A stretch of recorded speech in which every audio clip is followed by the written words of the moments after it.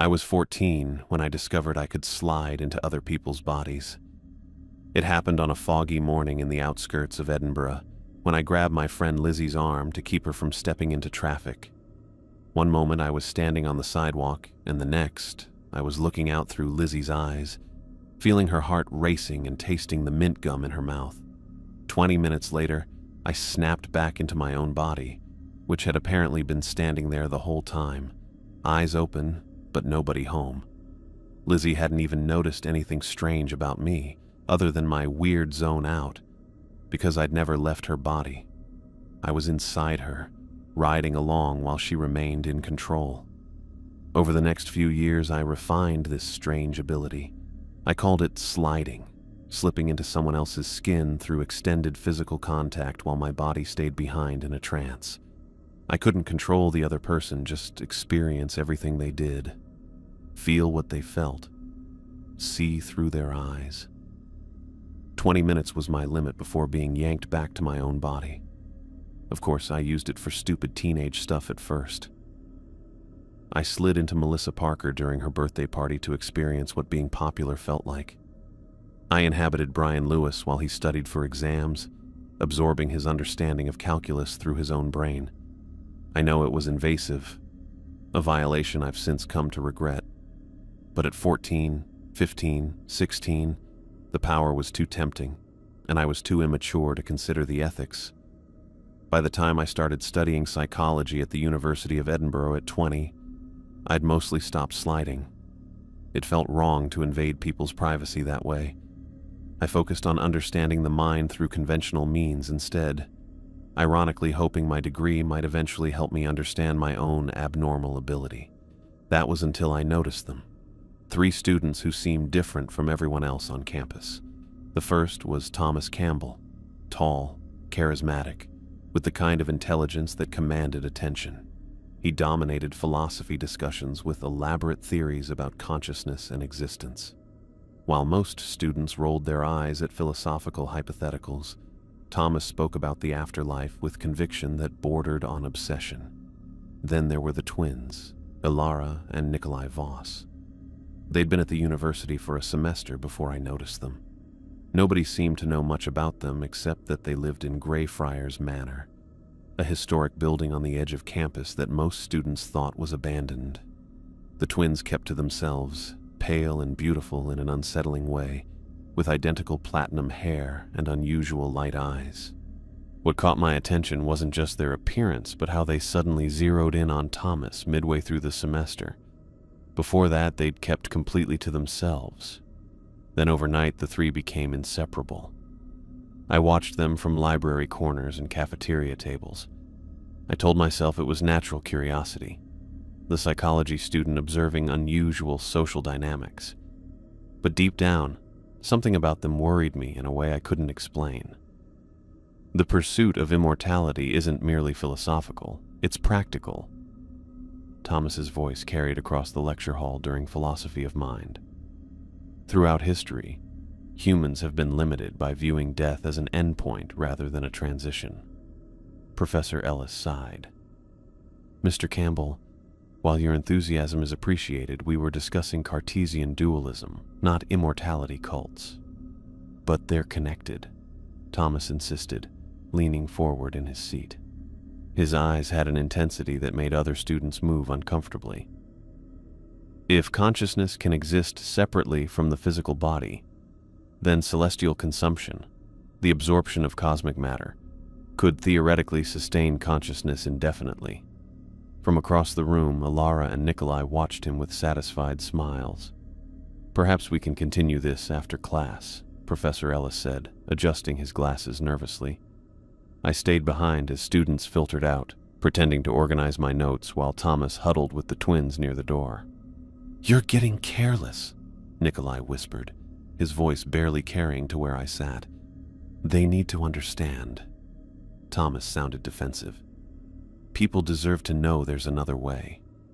"They'll understand when it's time," Ilara said, placing her hand on Thomas's arm. "Tonight, Greyfriars, midnight." I waited until they left before gathering my things. Something wasn't right about their dynamic. The twins spoke to Thomas with authority, despite him being the center of attention. And this talk of celestial consumption, it sounded like the kind of metaphysical nonsense cults use to recruit vulnerable people. That night, I pulled on a dark hoodie and made my way to Greyfriars Cemetery. The autumn air had a bite to it, and fog rolled between the ancient headstones. I told myself I was being ridiculous, following classmates into a graveyard at night. But my instincts insisted something wasn't right. I spotted them near the back of the cemetery, partially hidden by a large mausoleum. I crept closer, ducking behind headstones, until I could hear their voices. "The binding ritual requires precision," Alara was saying, her voice clearer in the night air. "We need a vessel at the exact moment of lunar alignment." "And this vessel, it's a person?" Thomas asked, his earlier classroom confidence wavering. "Don't concern yourself with technicalities," Nikolai said sharply. "Your transformation has already begun. There's no reversing it now." "But the consequences? We've waited centuries for someone receptive to our knowledge." Nikolai cut him off, his voice suddenly cold. "Someone who understands that the physical body is merely a shell." I leaned forward, straining to hear more, when my foot caught on an exposed root. I stumbled, and a twig snapped beneath my shoe with a crack that sounded deafening in the quiet cemetery. "Someone's here," Alara hissed. I pressed myself against the mausoleum wall as footsteps approached. "Check the perimeter," Nikolai commanded. I slipped between graves, moving as quietly as possible toward the cemetery entrance. Just as I reached the gate, I glanced back. Thomas stood 20 feet away, looking directly at me through the fog. Our eyes locked for a moment, and his expression wasn't anger or surprise. It was recognition, like he'd been expecting me. I bolted through the gate and ran all the way back to my dormitory, not slowing until I was safely behind my locked door. As I caught my breath, I couldn't shake the memory of Thomas's eyes in the graveyard, or the twins' words repeating in my head. They've waited centuries. Centuries wasn't hyperbole.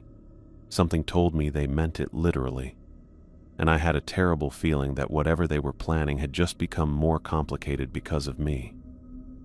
I spent the next week after my cemetery encounter jumping at shadows and avoiding any place Thomas and the twins might appear. The way he had looked at me that night, with recognition rather than surprise, had left me deeply unsettled. But I became curious instead of scared. If they were planning something sinister, someone needed to find out what it was. I returned to watching them from the library and cafeteria, carefully positioning myself to see without being obvious. At first, the changes in Thomas were small.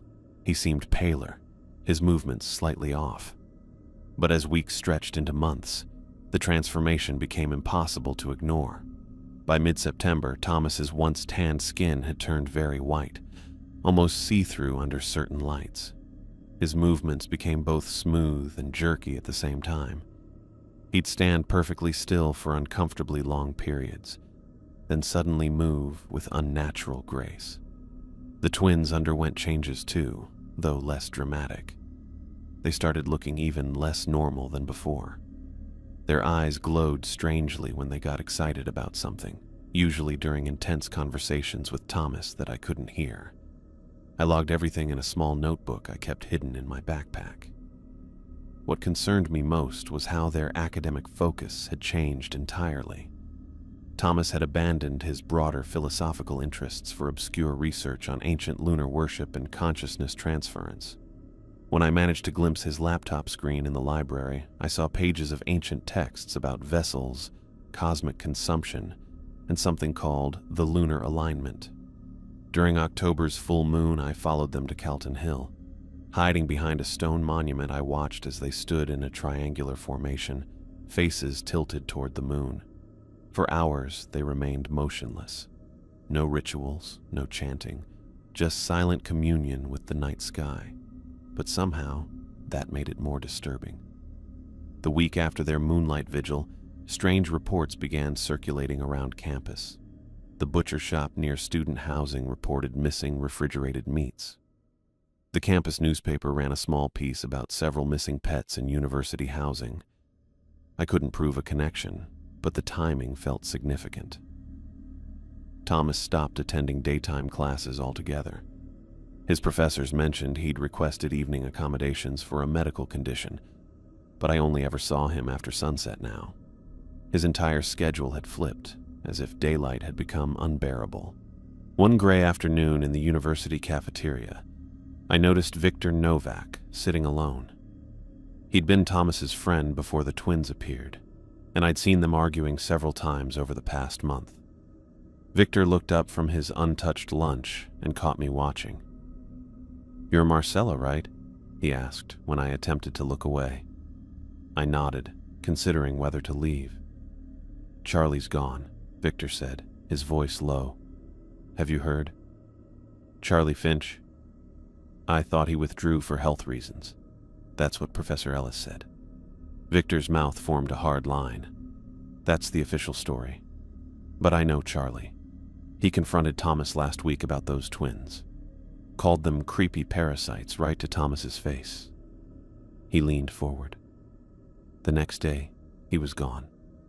All his stuff still in his dorm. His parents haven't heard from him." I felt suddenly cold. "Have you told anyone? The university administration? Campus security? They think he's just another student who cracked under pressure." Victor pushed his food away. "But that's not the worst part." "What is?" "Yesterday I saw Thomas wearing Charlie's watch, the one with the silver band and red face that his grandfather gave him. Charlie never took that thing off." I felt sick. I remembered the twins talking about needing a vessel that night in the cemetery. "You've been watching them too, haven't you?" Victor asked suddenly. "I've noticed you. In the library, in classes, always keeping an eye on them." I hesitated before answering. "Yes." "Why?" "Something's wrong with them," I said. "Something that goes beyond typical college weirdness." Victor looked around to make sure no one was listening, then pulled a folder from his backpack. "I've been researching them. The Voss twins have no records before their enrollment here. I could find no previous education or birth certificates. In Greyfriars Manor? It's been officially abandoned for decades. The university property manager says no one is authorized to live there." I stared at the papers he'd slid toward me. Printouts of property records, enrollment documents with suspicious gaps. "I think they're not human," Victor said, his voice barely above a whisper. "Not anymore, at least. And they're turning Thomas into whatever they are." The directness of his statement should have sounded ridiculous, but after what I'd seen and heard, it made a horrible kind of sense. "My family has some history with unusual phenomena," Victor continued when I didn't respond. "My grandfather kept journals about similar incidents in Edinburgh back in the 1920s. People transforming, becoming something else. He called them lunar parasites." "And Charlie?" I asked, dreading the answer. "I think he became part of whatever they're planning." Victor closed the folder. "I've been watching them for weeks, but I can't get close enough. They know who I am. They'd never let me near enough to find proof." I took a deep breath. "But they don't know me." "Not really." "They might. Thomas mentioned your name last week. Said you might be the one they've been waiting for." I felt a sudden chill. They knew about me, possibly about my ability. Yet something compelled me to continue. "I have a way to find out what's happening," I said carefully. "A way to get information without them knowing." Victor studied my face. "What kind of way?" I hadn't told anyone about my sliding ability since I was 16, but if Victor was right, Charlie might already be dead, and Thomas was being transformed into something inhuman. This wasn't the time for secrets. "I need to tell you something very few people know about me," I said, leaning closer. "And if I do, I need your help with a plan." I told him everything. About sliding, my experiences, the limitations. As I spoke, Victor's expression changed from skepticism to understanding to cautious hope. "So you could enter Thomas's consciousness? see through his eyes, access his memories? For 20 minutes at a time, yes, but I'd need physical contact. Victor nodded slowly. We need to engineer a meeting, somewhere public enough to be safe but private enough for you to make contact without drawing attention. The library, I suggested. The rare book section. It's usually empty this time of year.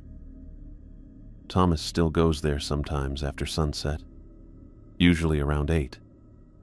Victor's eyes met mine. Are you sure about this? If what I suspect is true, sliding into his consciousness could be dangerous. I wasn't sure at all, but I remembered Charlie's friendly face from philosophy of mind class and Thomas's unnerving stare in the cemetery. Tomorrow night, I said firmly. I'll approach him about consciousness theory research, ask for his expertise. I'll be nearby, Victor promised. If anything seems wrong, I'll intervene. As we finalized our plan, I couldn't shake the feeling that we were already too late, that whatever transformation had begun in Thomas was nearing completion. But we had to try. For Charlie, for Thomas, and for anyone else who might become a vessel for whatever waited in Greyfriars Manor. Back in my dorm room that night, I stared at the ceiling, imagining what it would feel like to slide into Thomas's changing consciousness. In my 6 years of sliding, I'd only ever experienced normal human minds. What would I find inside someone who was becoming something else? Tomorrow I'd find out. I barely slept that night, my mind racing with possibilities of what I might find inside Thomas's consciousness. Every scenario I imagined seemed both too fantastic and not fantastic enough. By morning, dark circles had formed under my eyes, and my nerves felt electric with anticipation. The day dragged impossibly slowly. I went through the motions in my classes, absorbing nothing as I rehearsed my approach for the evening. Victor and I had exchanged numbers, and his occasional texts checking in did little to calm my anxiety. Still on for tonight? His final message read. Yes. 8 p.m., rare book section, I replied, my fingers trembling slightly. I arrived at the library 30 minutes early, positioning myself at a table with a clear view of the entrance while pretending to study. The rare book section occupied the far corner of the library's 3rd floor, isolated enough for privacy but public enough that I wouldn't be completely alone with Thomas. Victor sat 2 tables away, a medical textbook open in front of him, though his eyes rarely settled on the pages. We'd agreed he would keep his distance unless something went visibly wrong. At exactly 8 o'clock, Thomas appeared. He moved through the library with that new, stiff and jerky way of walking. His once sun-kissed skin now had a waxy, alabaster quality under the fluorescent lights. Dark circles beneath his eyes stood out starkly against his pallor. I took a deep breath and approached him as he browsed the philosophy shelves. Thomas? I kept my voice casual. I thought that was you. He turned slowly, his movements too deliberate, as if each required calculation. When he looked at me, I nearly stepped back.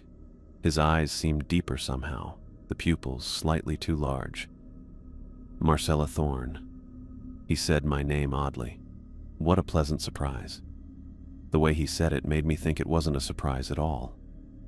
I've been researching consciousness theory for Professor Ellis's class, I said, sticking to our script.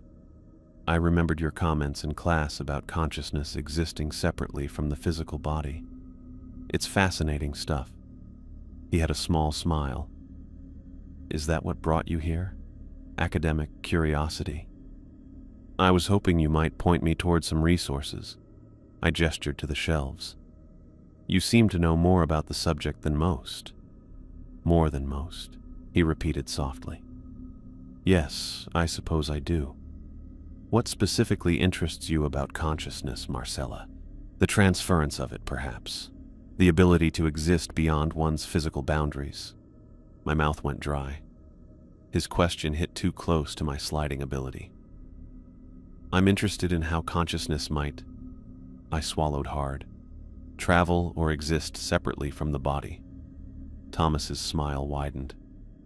How fortunate. That's precisely my area of expertise these days. He turned toward the upper shelves. There's an excellent text on the subject, quite rare. He reached up for a leather-bound volume on a high shelf, his sleeve riding up to expose his wrist. This was my chance. I stepped closer, positioning myself to touch his skin when he brought his arm down. This text details theories of consciousness transfer dating back to ancient Egypt, he said, retrieving the book awkwardly. As he lowered his arm, I reached out as if to help take the book, letting my fingertips brush against his exposed wrist. The moment we made contact, I knew something was wrong. His skin was ice cold, not just cool, but lacking any human warmth whatsoever. Before I could pull away, his hand snapped around my wrist with crushing force. Pain shot up my arm as he held me there, his grip impossibly strong. "Looking for something, Slider?" he whispered, with a creepy smile. Panic surged through me, but it was too late. I was already sliding, the usual disorientation hitting me as my consciousness transferred into his body. The last thing I saw with my own eyes was Victor rising from his chair, alarm on his face as my body went slack. Then I was inside Thomas and I felt terrified. The first thing I noticed was the absence of a heartbeat. His chest was still, no pulse throbbing in the veins, yet somehow the body remained animated. It felt extremely cold and wrong. His senses were overwhelming, colors too vivid, sounds too sharp, smells too intense. I could hear the blood rushing through the veins of the student 3 tables away, smell the chemicals in the ink on the page of a book across the room. But beneath this sensory overload was an empty, emotional space, where human minds usually had feelings and reactions. Thomas's consciousness was empty. I tried to access his thoughts, to understand what he was, but they were fragmented, some in languages I didn't recognize.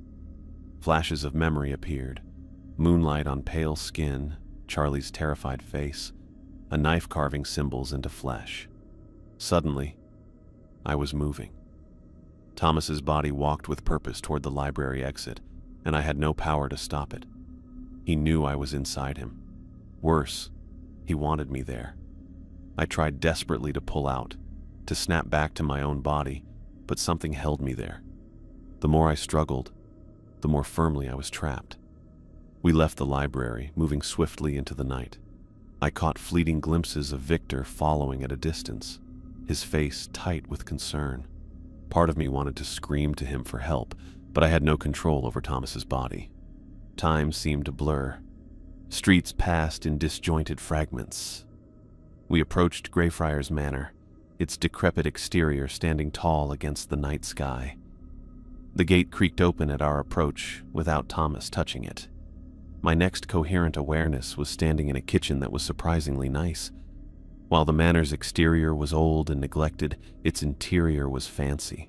Marble countertops, modern appliances, and crystal chandeliers didn't match the mansion's outside, but the fancy room was ruined by what covered the walls and ceiling.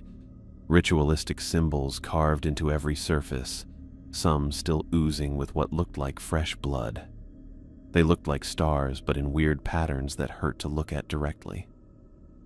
"Enjoying the tour?" Thomas's voice sounded inside his own head. He knew I was here, was speaking to me. His body moved toward the massive refrigerator, pulling open the stainless steel door. The cold air that escaped wasn't what made me recoil. It was the contents.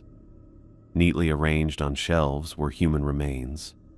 Body parts preserved with clinical precision. Hands, internal organs, even what appeared to be partial faces. On the middle shelf, a severed hand still wore a silver watch with a red face that I recognized.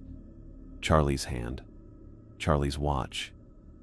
Nausea swept through me, though the physical reaction came from Thomas's body, not my own. He served his purpose, Thomas's voice whispered in our shared consciousness. "As you will serve yours." His body turned away from the refrigerator, moving to the kitchen counter where a leather-bound journal lay open. His hands picked it up, seemingly for my benefit, and began turning pages. The journal documented Thomas's transformation in detail. Diagrams showed how the twins had gradually replaced his internal organs with something called lunar matter. The process had begun months ago, with Thomas willingly participating in rituals that involved consuming substances I couldn't bear to contemplate. The vessel must be hollowed to receive the greater consciousness, one passage read. Physical pain is merely the breaking of earthly bonds. His handwriting became increasingly erratic as the journal progressed, the later entries interspersed with symbols matching those carved into the walls. The final pages detailed the completion ritual scheduled for tomorrow night's full moon. The last entry made my consciousness recoil. The final component has revealed itself, one who walks between vessels.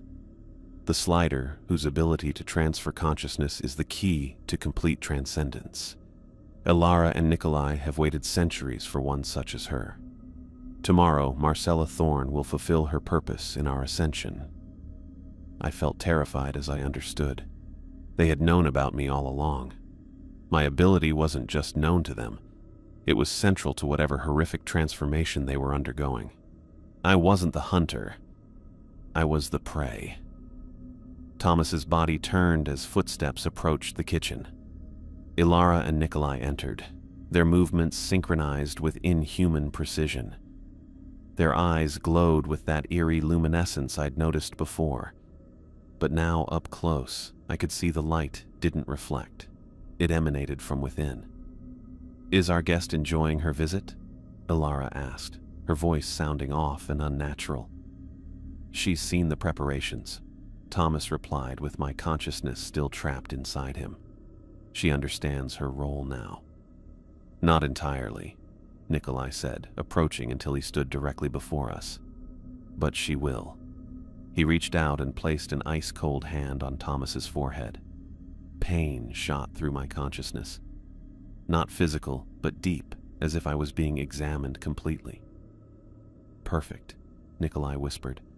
"A consciousness that can travel at will. The final key to our transcendence." "We've waited so long for one like you," Ilara added, circling behind us. "The vessel needs a vessel, and you, Marcella Thorne, are exactly what we've been searching for." I felt a sharp sensation as something pierced Thomas's neck. Looking down, I saw Ilara withdrawing a syringe filled with luminescent blue liquid. "Until tomorrow night, Slider," she whispered. "Rest well in your temporary home." Cold spread through Thomas's body from the injection site. I felt my grasp on my own consciousness weakening, not back toward my body, but into something deeper and darker. My last thought before I lost consciousness was of Victor. Had he followed us here? Would he find me? Or was he already another body part in their refrigerator? As consciousness faded, I realized with horror that my 20 minutes should have expired long ago.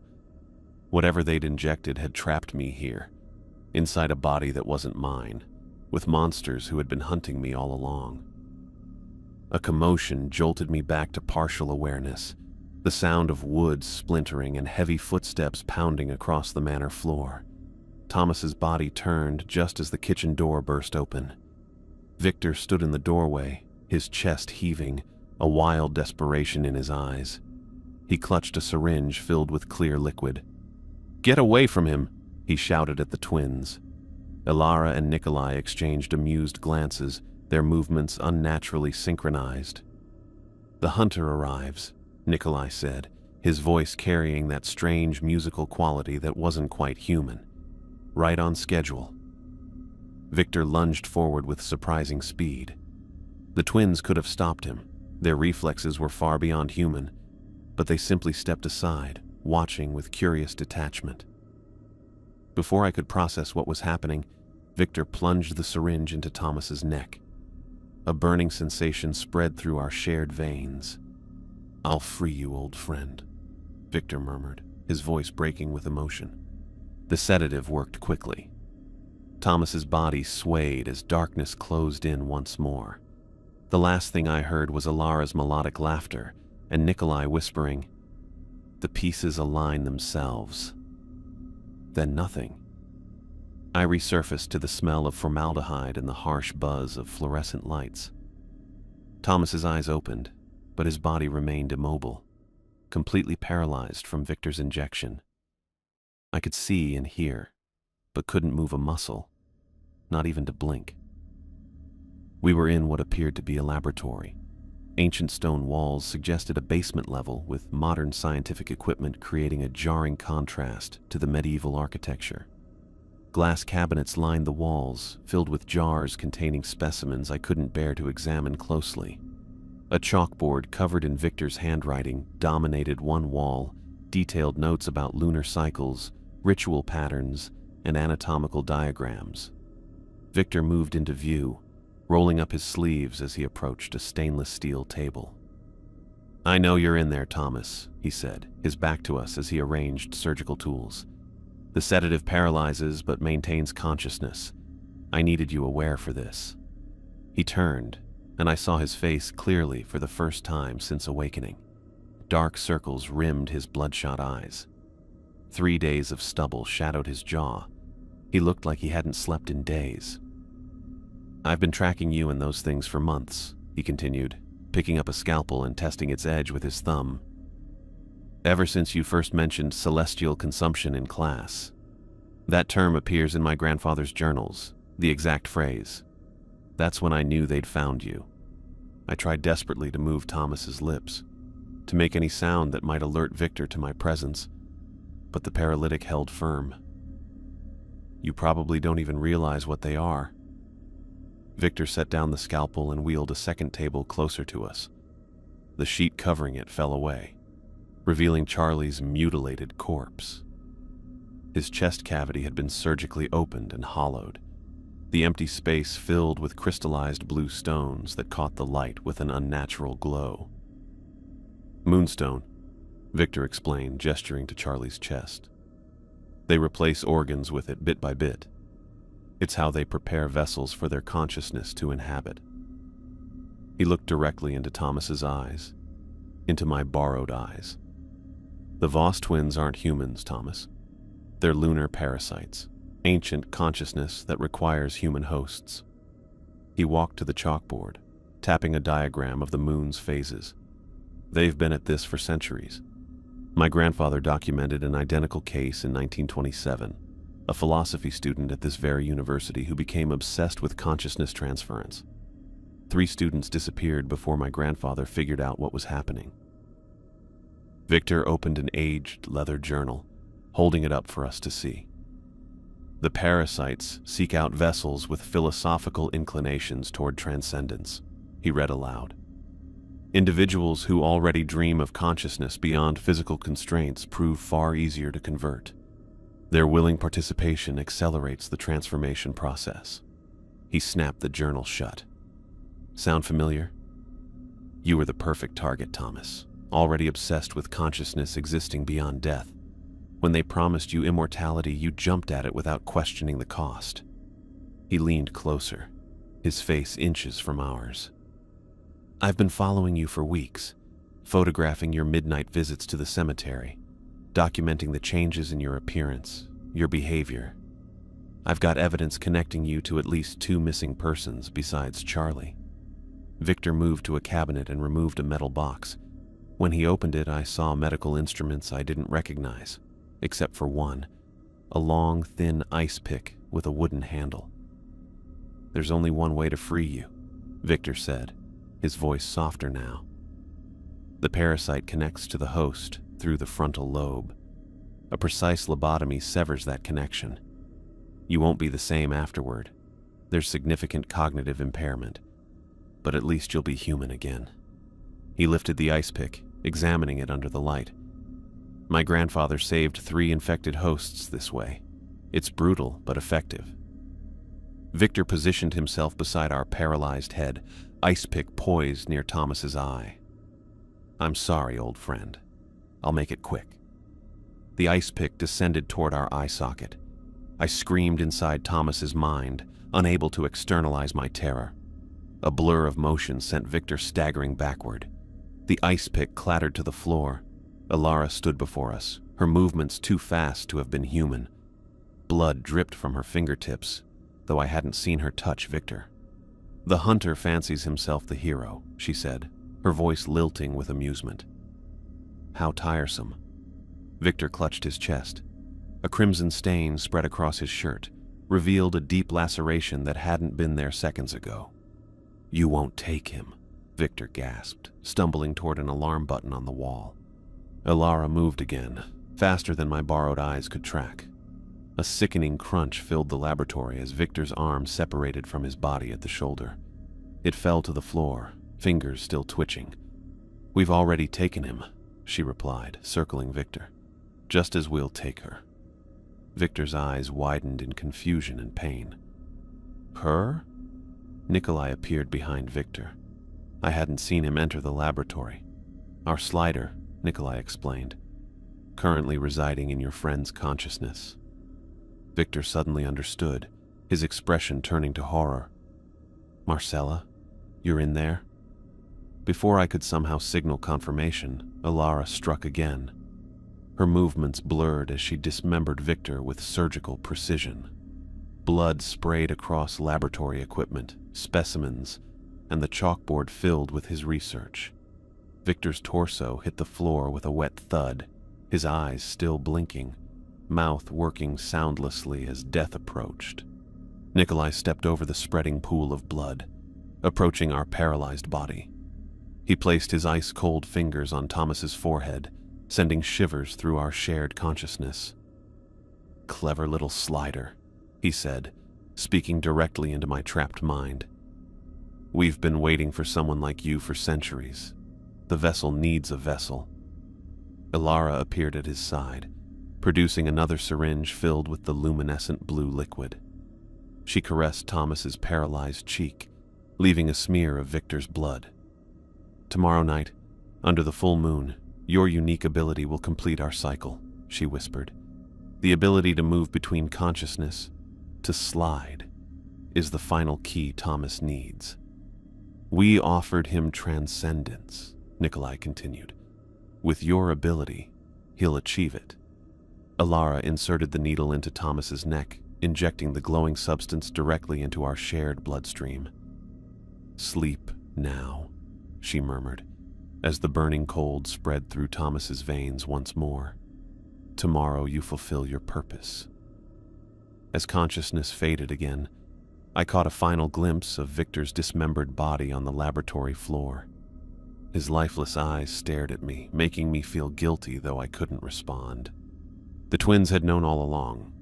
They'd manipulated Victor just as they'd manipulated me, part of their centuries-old plan. And tomorrow night, under the full moon, I would become the final sacrifice. Sometimes I caught glimpses of the twins moving around us, their voices drifting in and out like radio signals. They spoke a language that sounded like broken glass and distant stars, occasionally switching to English when addressing each other directly. "The sliding ability is perfect," Alara said across the laboratory. "Consciousness that moves between bodies at will." "After centuries," Nikolai replied, "the final component reveals itself just as the alignment approaches." I tried again and again to force myself back into my own body, but something in their injection had tethered me to Thomas. My 20 minutes had long expired, yet I remained trapped in a body that was less human with each passing hour. The paralytic eventually wore off, allowing sensation to return to Thomas's limbs. He flexed his fingers experimentally, and I felt the strange disconnect between my consciousness and his control. "Can you feel her watching?" Thomas asked the twins. "She's still inside me, observing everything." Alara appeared, leaning close enough that I could see the unnatural depth behind her pale eyes. Not pupils at all, but tiny windows into some vast, cold space. "Good," she whispered. "Let her witness the transformation she'll complete." The twins helped Thomas stand, supporting him as he adjusted to movement again. Together, we passed through the ancient doorway and up stone stairs that spiraled through the manor. Blood still stained Thomas's hands from Victor's killing, drying to a rusty brown that flaked off as he moved. "The time approaches," Nikolai said, checking an antique pocket watch. "The moon reaches its apex in 1 hour. Prepare the vessel. Ilara instructed, and Thomas nodded with my consciousness still imprisoned inside him. We left Greyfriars Manor through a hidden rear entrance. The night air hit Thomas's skin hard, every sensation magnified by his transformation. I could taste the city pollution on his tongue, hear the heartbeats of squirrels hiding in distant trees. A black van waited in the shadows of the cemetery. Inside, the back had been gutted and lined with what looked like obsidian mirrors that reflected moonlight in impossible angles. The twins guided Thomas inside, and as the doors closed, the interior showed faint blue bioluminescence. "Perfect," Ilara breathed, her face illuminated from below. The connection grows stronger. The van moved through Edinburgh's midnight streets. Through Thomas's eyes, I watched known landmarks pass by, distorted by his changing perception. Buildings seemed to pulse with hidden energies. Streetlights left trails of color that lingered in the air long after we'd passed. "Where are we taking her?" Thomas asked, his voice resonating strangely in his chest. "Holyrood Park," Nikolai answered from the driver's seat. "The ancient stone circle beneath Arthur's seat. The alignment is strongest there." I fought harder against my imprisonment, focusing all my energy on breaking free. But the more I struggled, the more firmly I seemed locked in place. "She's fighting," Thomas commented coolly. "I can feel her trying to escape." "Good," Ilara said, placing her cold hand on his forehead. "Her resistance strengthens the connection. The more her consciousness struggles against yours, the more entangled you become." The van stopped, and the doors opened onto the vast darkness of Holyrood Park. Arthur's seat towered above us, a black shadow against the star-filled sky. The full moon hung impossibly large overhead, casting everything in silver light. Nikolai and Ilara led Thomas up a winding path I'd hiked dozens of times during daylight hours. Now, under the moon's glow, the landscape looked alien and threatening. We climbed higher than the tourist paths, following what appeared to be ancient stone markers half buried in the hillside. When we crested the ridge, I witnessed something that shouldn't exist in modern Edinburgh. A perfect circle of standing stones, small enough to have gone unnoticed by casual hikers, yet undeniably ancient. Between the stones lay a carefully arranged circle of what I initially thought were white rocks. I felt horrified as I recognized them for what they were: human bones, bleached white with age and arranged in intricate patterns. "The vessels who came before," Nikolai explained, noting Thomas's interest in the bones. "Their physical forms served their purpose, as yours will serve yours." In the center of the bone circle stood a stone altar, its surface carved with the same unnatural constellation patterns I'd seen in the manor. The moonlight struck it at precisely the right angle to illuminate the symbols, making the symbols seem to move. "Position yourself," Ilara instructed. Thomas moved to the altar and lay back against the cold stone. The twins took positions at his head and feet, their platinum hair shimmering with an inner light that wasn't just reflecting the moon. "Begin the separation," Nikolai commanded. Ilara produced a crystal vial filled with swirling blue liquid. She uncorked it and poured 3 drops onto Thomas's forehead. Where they touched his skin, they burned through like acid, leaving perfect circular holes that revealed not blood and tissue, but swirling cosmic matter beneath. Pain spread through our shared consciousness. My perception fractured as Thomas's did, splitting into multiple awareness streams that somehow all remained connected. I caught flashes of memory that weren't mine, centuries of watching, waiting, consuming. Lives ended and begun again, in cycles tied to lunar patterns. "The vessel needs a vessel," Ilara began chanting, her voice taking on that strange musical quality that hurt my mind to hear. "The slider becomes the bridge. Consciousness transcends body," Nikolai continued, producing a mortar and pestle filled with crushed blue crystals. "Body transcends limitation." Thomas's body arched against the stone as the twins worked in perfect synchronization. Ilara drizzled more of the burning liquid across his chest while Nikolai mixed the crystal powder with a dark substance I didn't want to identify. "It's time to show our slider the truth of what we are," Ilara said, her voice no longer resembling anything human. "Let her witness what Thomas will become." The twins stepped back from the altar and into the moonlight. Their transformation began with their eyes, pupils expanding until no white remained, revealing endless depths. Their limbs elongated with sickening pops and cracks of reshaping bone. Skin thinned to translucence, revealing not blood and organs but swirling cosmic matter containing pinpricks of light like distant stars. Their fingers stretched into impossible proportions, tipped with crystalline claws that caught the moonlight.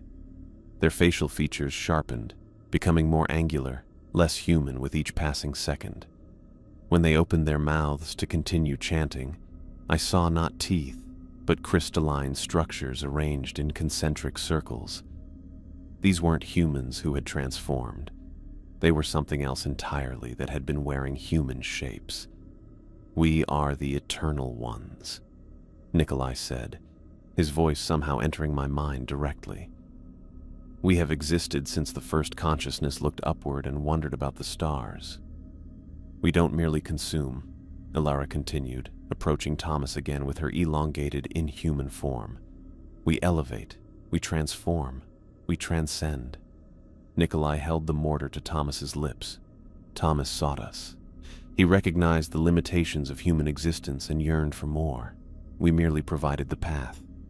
Thomas drank the mixture, and I felt it burn through his transformed digestive system, spreading intense cold throughout his body. The pain was extraordinary, but it came with expansion, his consciousness widening to encompass new dimensions of perception I couldn't begin to comprehend. "You think us monsters," Ilara said, speaking directly to my trapped awareness. "But we offer evolution. Thomas understood this from the beginning." "You didn't," Thomas thought, directing his thoughts inward toward me. "That's why you had to be taken. Your gift is too valuable to waste on ordinary human existence." Memories flashed through his mind, now accessible to me as the barriers between our consciousnesses thinned. I saw his first meeting with the twins months ago, his willing participation in early rituals that had begun his transformation. I saw him consume parts of other students, including Charlie, absorbing their essence to fuel his metamorphosis. "The sliding ability," Nikolai said, circling the altar. "The power to move consciousness between bodies at will. Do you understand how rare this is? How valuable? We've waited centuries," Ilara added. "We've seen it only twice before in all our existence. The last slider we found was too weak. Her mind fractured during the ritual. But you," Nikolai's voice resonated in our shared mind. "You're perfect. Strong enough to withstand my presence in your mind even now. Strong enough to complete Thomas's ascension." A commotion at the edge of the stone circle drew our attention. Two figures emerged from the darkness, moving with the same unnatural grace as the twins, though their transformations appeared less complete. Between them, they dragged something that made my consciousness recoil in recognition. My body, my actual physical form, unconscious but alive. "Your body arrives," Ilara said, her inhuman face twisting into what might have been a smile. "The proximity will force the separation we need." Thomas sat up on the altar, his movements fluid and strange. Through his eyes, I watched my own body being placed on the ground at the edge of the bone circle. My face was pale, my breathing shallow. "Now," Nikolai commanded, placing one crystalline hand on Thomas's forehead and the other stretched toward my prone body. "Return to your body, Slider. The time has come." A violent pulling sensation tore through me as my consciousness was suddenly yanked from Thomas's body. The experience wasn't like my normal sliding, the gentle return to my own body after 20 minutes. This was brutal, like being ripped apart molecule by molecule and reassembled imperfectly. I crashed back into my body with excruciating pain, every nerve ending firing simultaneously. My lungs burned as I gasped for air, my muscles spasming uncontrollably.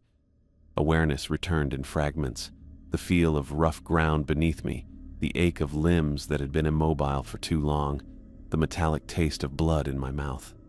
I opened my eyes to the full moon directly overhead, its silver light no longer beautiful but threatening.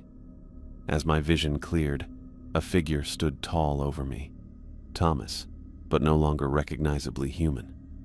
His transformation had progressed far beyond what I'd witnessed while trapped inside him. His skin had become almost entirely translucent, revealing swirling cosmic matter where organs should be. Pinpricks of light moved through his veins instead of blood. His eyes glowed with an unnatural luminescence that spilled down his face. "Welcome back, Marcella," he said, his voice resonating with harmonics that hurt my ears. "Thank you for your contribution to my transcendence." I tried to move, to crawl away, but my muscles wouldn't respond properly. The violent ejection from his consciousness had left me temporarily paralyzed. "Don't struggle," Alara advised, her elongated shape gliding closer.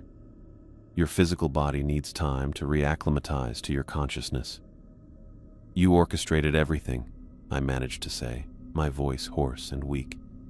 "Victor, Charlie, they were just pawns." Nikolai's inhuman laugh carried across the hillside. "As were you, Slider, though a far more valuable one." "Victor's intervention was particularly useful," Alara added, circling me. "We needed you close to Thomas, and the hunter's misguided rescue attempt delivered you perfectly."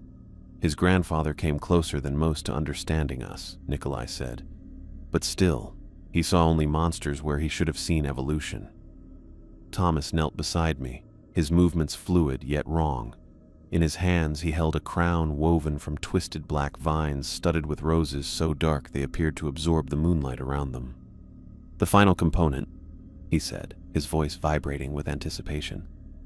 "Your unique consciousness, your ability to slide, will complete what the twins began in me." He placed the crown on my head, the vines immediately tightening around my temples, the thorns piercing my skin. Pain lanced through my skull as something in the roses began to pulse, synchronizing with my heartbeat. "Your consciousness breaking free of physical limitations," Alara explained, "transferring between bodies at will. It's the key we've sought for centuries. When Thomas consumes you, he'll absorb that ability permanently." "Sliding without limits," Nikolai added. "Moving between bodies easily. True immortality through infinite bodies." Thomas stood, looking down at me with what might have been compassion on his increasingly inhuman face. "I should thank you, Marcella. Without your special ability, my transformation would remain incomplete. I would be bound to this single body, impressive as it is. By consuming you," Alara continued, "Thomas will gain your sliding ability, perfected and unlimited by your human constraints. No 20-minute limit, no need for physical contact, true freedom of consciousness." My strength was returning incrementally. I managed to push myself up onto my elbows, the crown of thorns and roses pulsing in time with my racing heart. "You're wrong," I gasped. "This isn't evolution. It's just parasitism pretending to be transcendence." Nikolai's inhuman features twisted in amusement. "Call it what you will. The result remains the same." Thomas stepped back, his body seeming to grow larger in the moonlight. The cosmic matter swirling beneath his skin brightened, temporarily obscuring his human features entirely. "The hunt has been part of our ritual for millennia," he said, his voice now barely recognizable as human. "A final respect paid to the person who completes the transcendence." "Run, Marcella Thorne," Alara instructed, her elongated shape retreating into the shadows beyond the stone circle. "Use your knowledge of this city. Hide where you think we cannot find you." "When the moon reaches its zenith," Nikolai added, following his twin, "the hunt begins. What happens after we catch you will be glorious. your consciousness merging with Thomas's, your ability becoming his. The transformed students who had brought my body released their grip on my arms, backing away to join the twins in the darkness. Thomas remained, his glowing eyes staring at mine. I'm giving you a head start, Marcella, both because I respect what you'll contribute to my ascension, and because the hunt must follow the ancient patterns. I pushed myself to my feet, swaying as blood rushed to my head. The crown of thorns continued to pulse, each beat sending fresh pain through my skull. How much time? I managed to ask, my voice steadier now. Until the moon reaches its highest point, Thomas replied, gesturing upward. Approximately 12 minutes. After that, I will find you, I will catch you, and I will complete what the twins began centuries ago. I took a stumbling step backward, then another. 12 minutes isn't much of a head start, I said, buying time as strength returned to my limbs. It's more than the others received, Thomas answered, his voice resonating with that strange harmonic quality. Run now, Slider. Make this meaningful. I turned and staggered toward the path leading down from the stone circle. Each step became steadier as my body remembered how to move, how to function independent of Thomas's consciousness. Behind me, I heard Thomas's inhuman voice call out one final time. The body needs a body, Marcella, and you are the perfect vessel for my transcendence. I broke into a run, the crown of thorns and roses throbbing against my temples as I fled into the darkness with the full moon watching overhead. The hunt had begun, and I had less than 12 minutes to find a way to survive. The crown of thorns pulsed against my temples, each thorn stabbing into my skull with pain. 12 minutes. Thomas had given me a 12-minute head start before the hunt began, but my legs were shaking so much I knew it wouldn't be enough. The full moon lit up the night sky, making the old city look silver. I stumbled down the path from Arthur's seat, my muscles still getting used to movement after being separated from my body for so long. How long had I been trapped in Thomas's consciousness? Days, not hours. Being violently thrown out had left me drained in ways I couldn't understand. I tried to slide, to touch a passing cat and slip into its consciousness as an escape, but nothing happened. My ability felt hollow, depleted. Think, Marcella, I gasped, ducking into a narrow close off the Royal Mile. The medieval passageway gave me some shelter as I pressed against its cold stone wall. I could see Edinburgh below me with all its streets and alleyways I'd memorized during university. If I could reach the new town, lose myself in the grid-like streets. A strange sound made me freeze. I peeked around the corner and saw him. Thomas, or what remained of him, standing perfectly still in the middle of the street. His see-through skin glowed from within, cosmic matter swirling where organs should be. His head turned with mechanical precision, scanning the area. The 12 minutes weren't up. He'd begun hunting early. I ducked back, pressing my body against the wall. Footsteps approached, too quick, too fluid. Not human footsteps at all. I bolted down the close, emerging onto a different section of the Royal Mile. The empty tourist shops and closed pubs offered multiple escape routes. I darted into Advocate's Close, a steep descending passage of steps, my hand skimming the wall for balance as I took the ancient stairs 2 at a time. Behind me, something moved faster than humanly possible.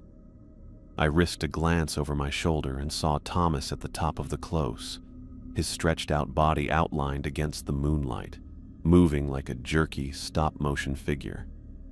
I knew Edinburgh's hidden paths better than most. As a slider who had spent years practicing my ability by touching strangers, I'd memorized every escape route, every hidden corner where I could disappear if needed. I navigated through the winding wynds and closes, each twist and turn giving me a few more seconds. The distant outline of Edinburgh Castle stood tall ahead, perched on its volcanic rock. I stumbled toward it, remembering that tourist sites often kept security guards overnight. Maybe I could find help, someone with a phone to call police. As I ran, fragments of Victor's research flashed through my mind, his chalkboard covered in notes about lunar parasites, diagrams of their life cycles, their vulnerabilities. I stopped so abruptly I nearly fell. The castle wouldn't save me. No human help could, but Victor's notes might. The parasite connects to the host through the frontal lobe, Victor had said while preparing his brutal lobotomy tools. But he'd mentioned something else too. Something about their original forms. The twins remained connected to something physical, containers in Greyfriars Manor. Their original forms, preserved over centuries. I changed direction, cutting through a narrow passageway that led toward George IV Bridge. The fastest route back to Greyfriars Manor wasn't running away from danger, but straight toward it. The twins would expect me to flee as far as possible. They wouldn't anticipate me returning to their lair.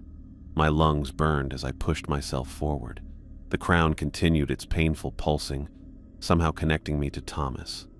I could sense him changing direction, confusion spreading through his inhuman mind as my path became unpredictable. I reached George IV Bridge and sprinted toward Greyfriars Kirkyard. The ancient cemetery gate stood open. Whether from the twins' earlier passage or as an invitation to their hunting ground, I couldn't tell. I slipped inside, moving quickly past ancient tombstones and mausoleums. Greyfriars Manor stood at the far edge of the kirkyard, its decrepit exterior hiding the lavish horror within. I approached cautiously, listening for sounds of the twins or their partially transformed servants.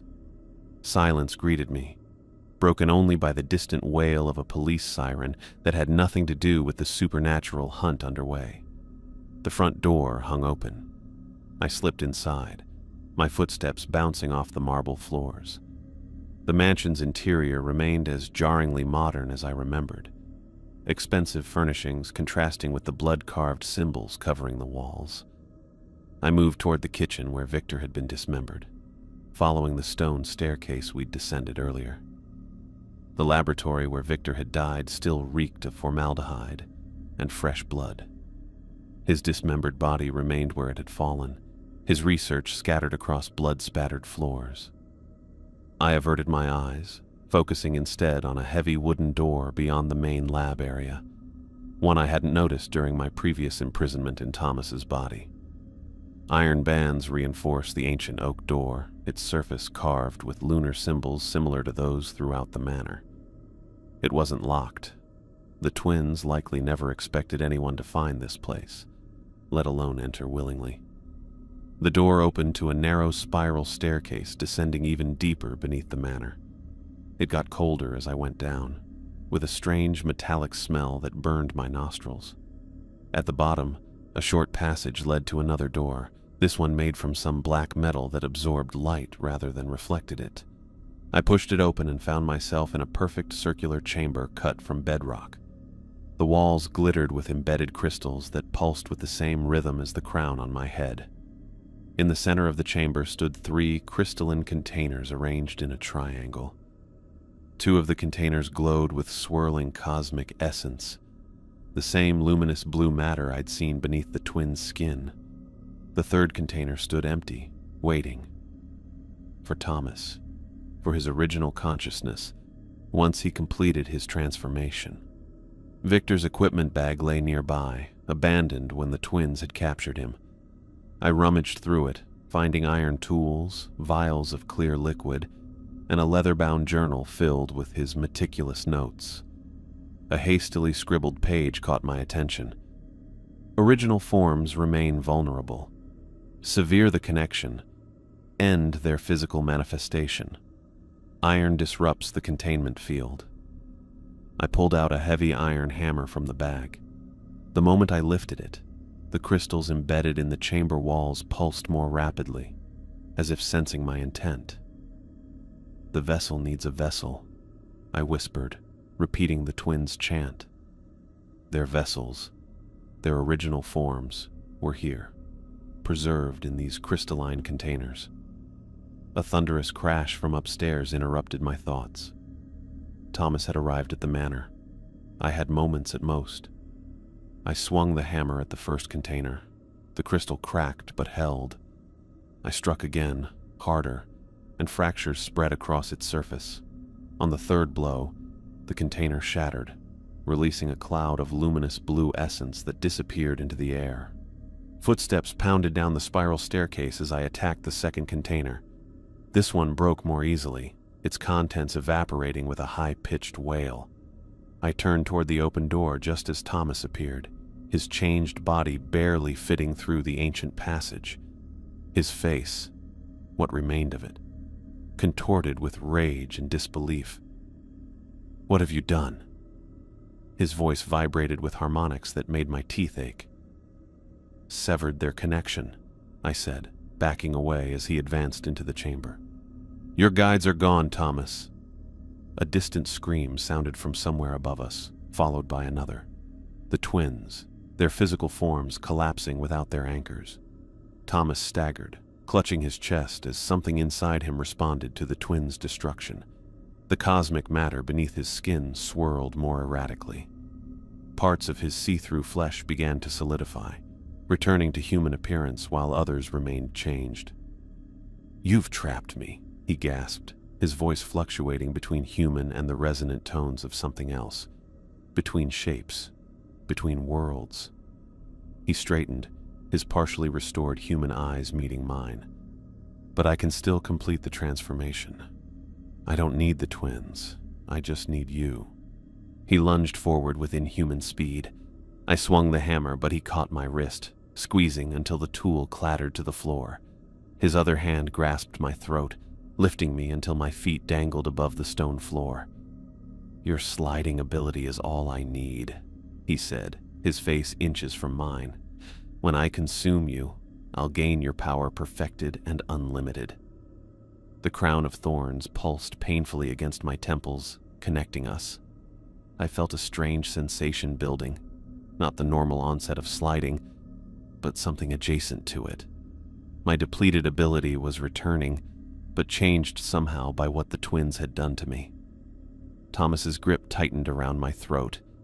Darkness edged my vision as oxygen depleted. With my last conscious thought, I reached out and pressed my palm against his face. The sliding happened instantly, not the gentle transition I was used to, but a violent plunge into Thomas's broken mind. Inside his consciousness, I found chaos. The human Thomas remained, barely there and almost consumed by cosmic darkness, but he wasn't completely gone. His consciousness recognized mine immediately. "Marcella." His thoughts touched mine.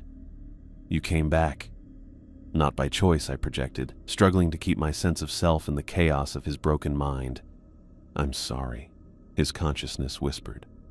"I thought I wanted transcendence. I thought they were offering evolution." Around us, the parasitic consciousness that had nearly consumed him raged against my intrusion.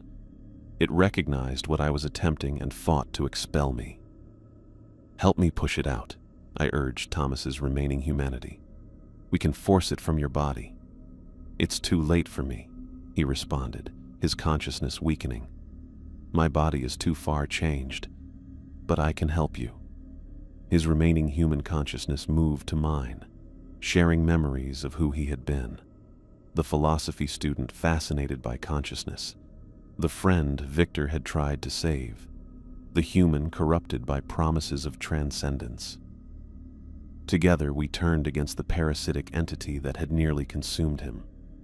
Our combined consciousness pushed against it, forcing it toward the recesses of his mind. The parasite fought back with cosmic cold, with visions of eternal existence among the stars. "Now, Marcella," Thomas's consciousness urged, "slide back while I hold it. Return to your body." I focused on the sensation of my physical body, the weight of my limbs, the crown of thorns, the pressure of Thomas's hand around my throat, and pulled myself back across the boundary between us. I crashed back into my body with a gasp. Thomas still held me by the throat, but his grip had loosened. His eyes, fully human now, widened with recognition. "Get out," he rasped, releasing me suddenly. I dropped to the floor, coughing and gasping for air. "Run!" His body convulsed violently. The cosmic matter beneath his skin swirled in frenzied patterns as his human consciousness fought the parasite for control. He fell to his knees, his body changing rapidly between human and other. "I can't hold it," he groaned, his voice entirely his own for the first time in months. "The manor, it's collapsing. The twins maintained it, their power." As if summoned by his words, the chamber shuddered. Dust and small stones rained from the ceiling as the ancient manor began collapsing above us. "Go," Thomas urged, watching me with entirely human eyes filled with regret. "I'll hold it as long as I can." I scrambled to grab Victor's journal and research papers, stuffing them into his bag along with whatever tools I could reach. Another violent tremor shook the chamber, larger chunks of ceiling crashing to the floor. "I'm sorry," I told Thomas as I backed toward the door. He nodded once, his body contorting as the parasite fought to regain control. "Find the others," he managed through clenched teeth. "They're everywhere, hiding in human bodies." I turned and ran, taking the spiral stairs 2 at a time as the manor collapsed around me. I sprinted through the laboratory, past Victor's remains, up the main staircase and through opulent rooms now cracking and falling inward.